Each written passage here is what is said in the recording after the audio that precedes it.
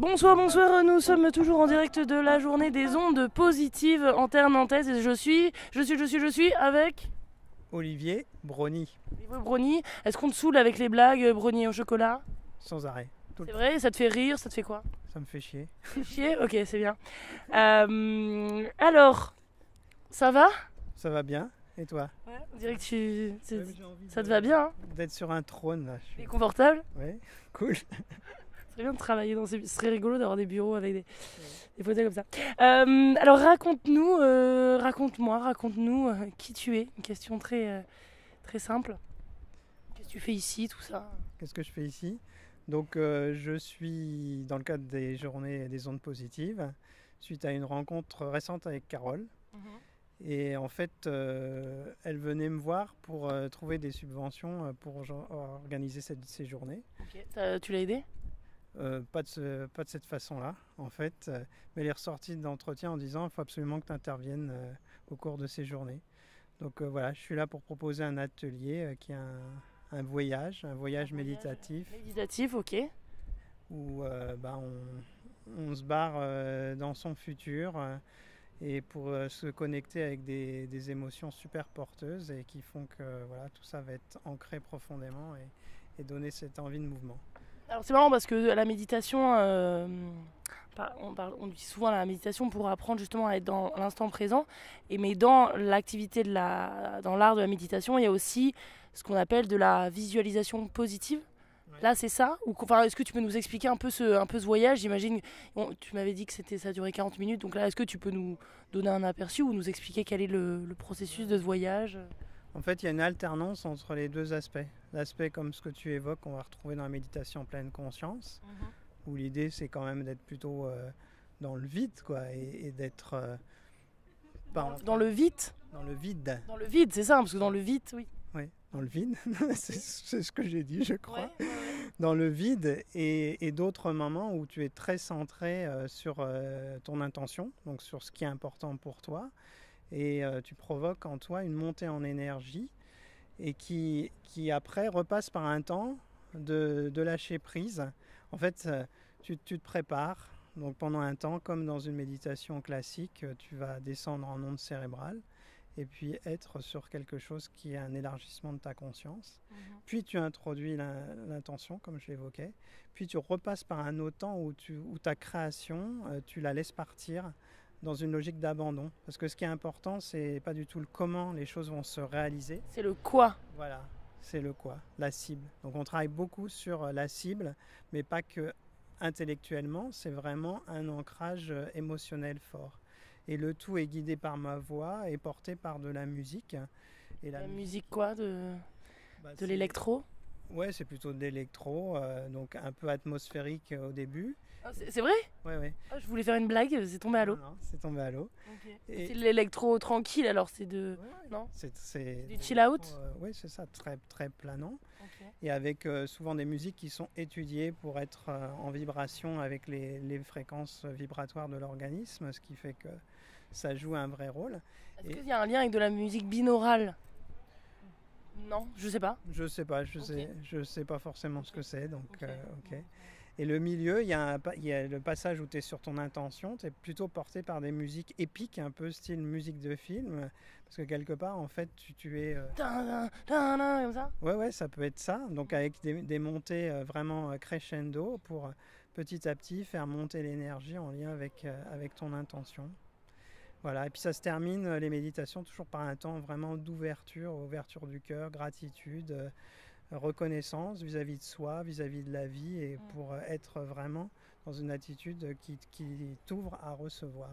Et donc là, les gens, ils rêvaient leur vie? C'était un peu imaginer votre vie de rêve sans aucune barrière? Oui, avant la méditation, il y a tout un processus de questionnement, donc avec plusieurs étapes que je leur fais vivre, vraiment pour se préparer à être sur quelque chose de juste pour eux par rapport à leurs rêves. Et alors qu'est-ce que tu as eu par exemple aujourd'hui comme réaction des gens qui sortaient de l'atelier? Est-ce qu'ils disaient c'est bon, moi j'ai transformé toute ma vie, ou est-ce qu'il y avait des gens qui étaient plus en mode oui c'était beau de rêver, mais qui parlaient directement des freins? Enfin, quelles ont été les réactions? Est-ce qu'il y a eu des réactions qui t'ont surprise?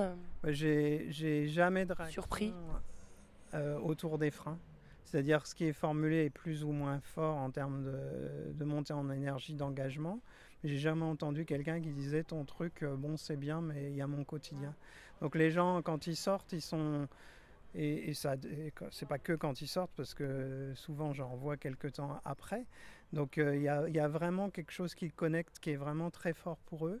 Et c'est vraiment une ressource, quoi. Et ils sont guidés pour ça pendant la méditation, sur leur capacité à aller se reconnecter à cette intention et aux émotions associées.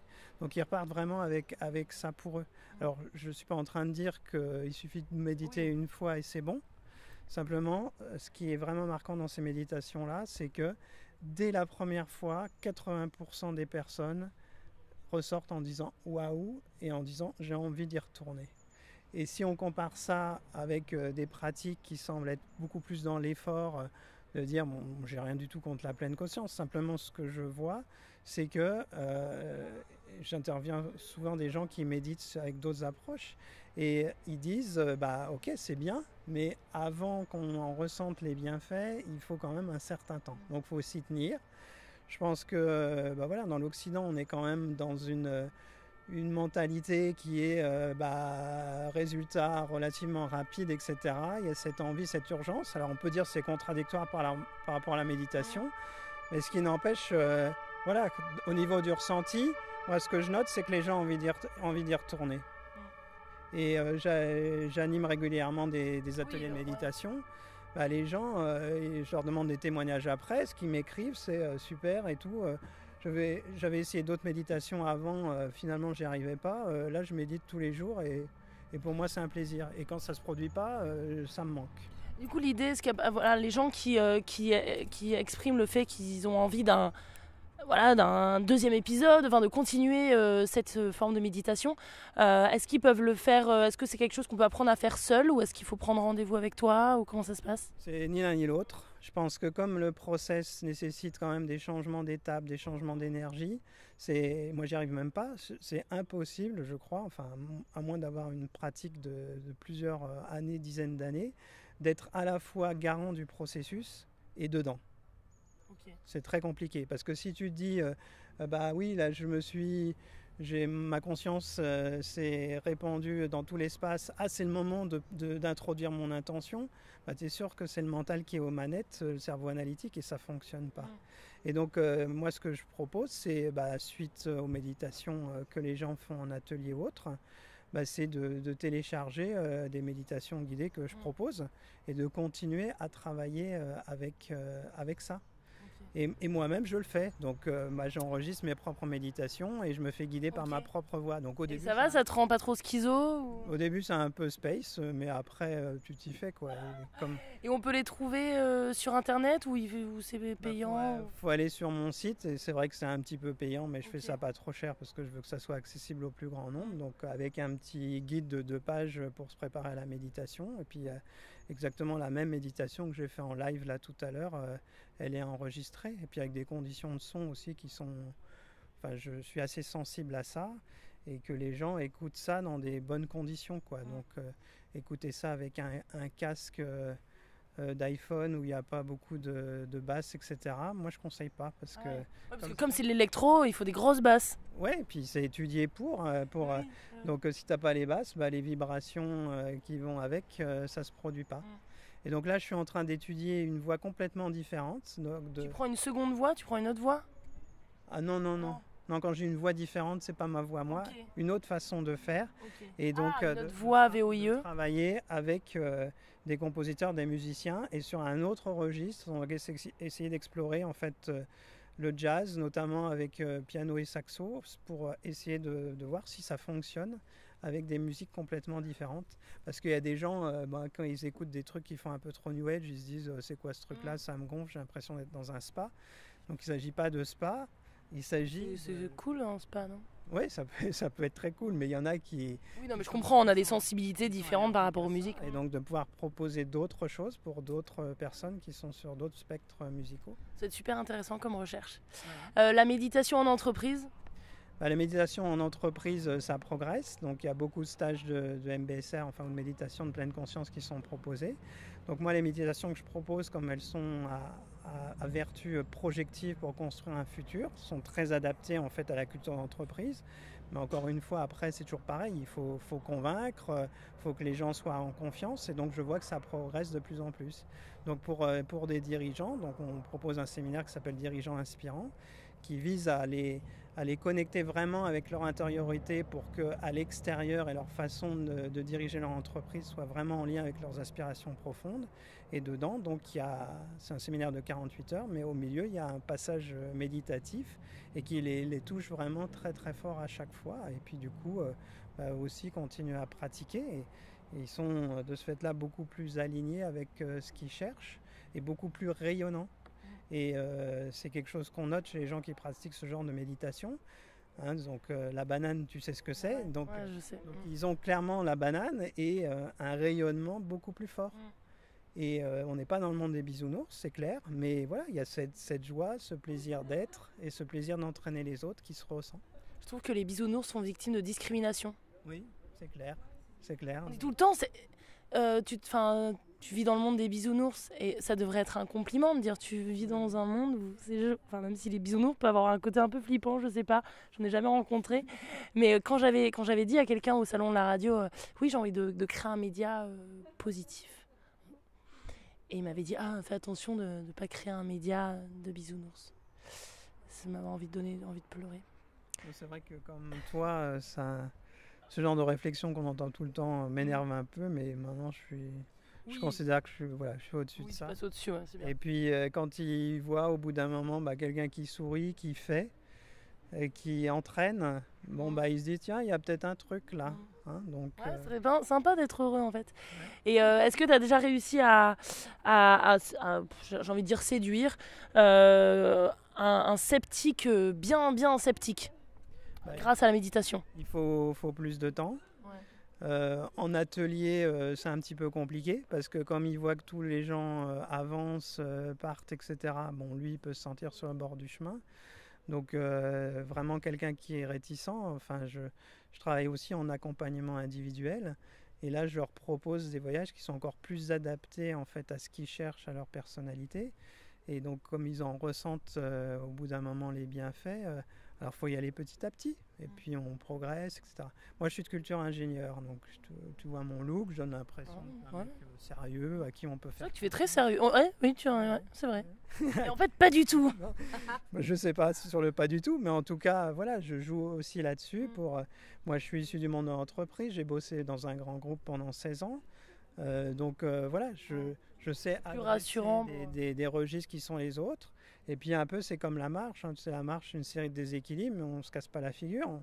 De déséquilibre en déséquilibre, on progresse. Donc voilà. Donc j'ai un peu une tactique un peu martiale, enfin au sens arts martiaux, qui consiste à utiliser un peu leurs mouvements, légers mouvements. Et puis on fait des deals au fur et à mesure. Je lui dis, ok, pendant la séance, tu as envie de parler ça. Ok, 50% parle de ça, mais 50% tu me laisses libre d'emmener ailleurs. Ouais. Et donc le deal fonctionne et ça se met en place petit à petit. C'est top. C'est apprendre à lâcher prise, à aussi être ouvert d'esprit à de nouvelles expériences et pas dire tout de suite non, j'y crois pas à ces trucs-là. Voilà, puis en plus, ce que je fais dans mes ateliers, mais aussi pour les réticents quand on est en face à face, c'est que quelque part, et les neurosciences aident à ça, donc il y a de plus en plus de démonstrations scientifiques de pourquoi finalement on est souvent dans un cercle vicieux, on fait toujours un peu la même chose, et sur comment déprogrammer ce cercle. Et donc c'est ce que j'ai fait tout à l'heure. Il y a des gens qui viennent me voir à la sortie en disant « Ah oui, ton intro, c'est quand même vraiment bien, quoi, parce qu'on va dans la méditation, on sait exactement ce qu'on va faire, pourquoi on va le faire, à quoi ça sert, comment ça marche. Donc du coup, on est en confiance. » Et puis des gens qui n'avaient jamais médité, ils partent 40 minutes faire un voyage, les yeux fermés.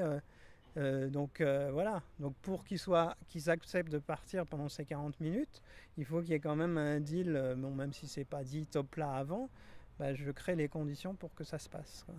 C'est top, en tout cas j'entendais, moi je suis dégoûtée, j'y suis pas allée. Pas plus.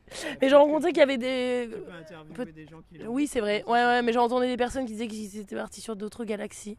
Oui, il peut y avoir ça, puisqu'il y a à la fin du temps d'induction, quand on fait baisser les ondes cérébrales, il y a un temps un peu d'expansion. On va laisser sa conscience s'élargir.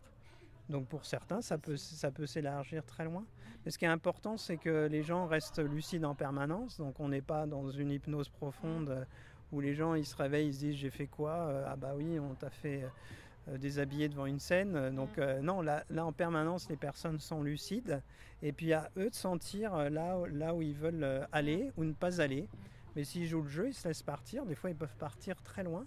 Toi, tu pars loin?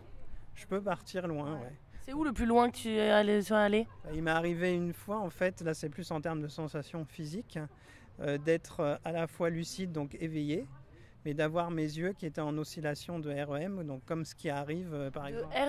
REM? Oui, Rapid Eyes Movement, donc les mouvements oculaires rapides, c'est ce qui se produit normalement quand on est en sommeil paradoxal, donc en sommeil profond quand on est en train de faire des rêves. Mais quand on est dans cet état-là, on n'est surtout pas lucide, c'est l'endormissement le plus profond. Or, à un moment donné, j'étais en oscillation de mes yeux tout en étant complètement lucide. Donc, avec les yeux ouverts ou fermés? Les yeux fermés, comme quand tu es en train de dormir.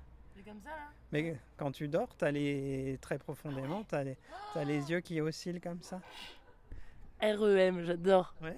Comme le groupe, c'est de là que le groupe REM de rock, tu vois ça. Oui, bien sûr. Ouais. Merci beaucoup Olivier. Le nom de ton site? Donc c'est Le Plus Beau Voyage avec des tirets, le plus beau voyage, un tiret entre chaque mot.com. Ok, Le Plus Beau Voyage. C'est beau le voyage.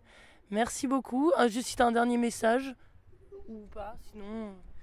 Je pense que le message c'est vraiment de tous ces actes-là, les faire dans le plaisir et pas penser que pour changer c'est forcément des tonnes d'efforts, de la douleur, etc. Et qu'il y a des clés qui sont dans le plaisir.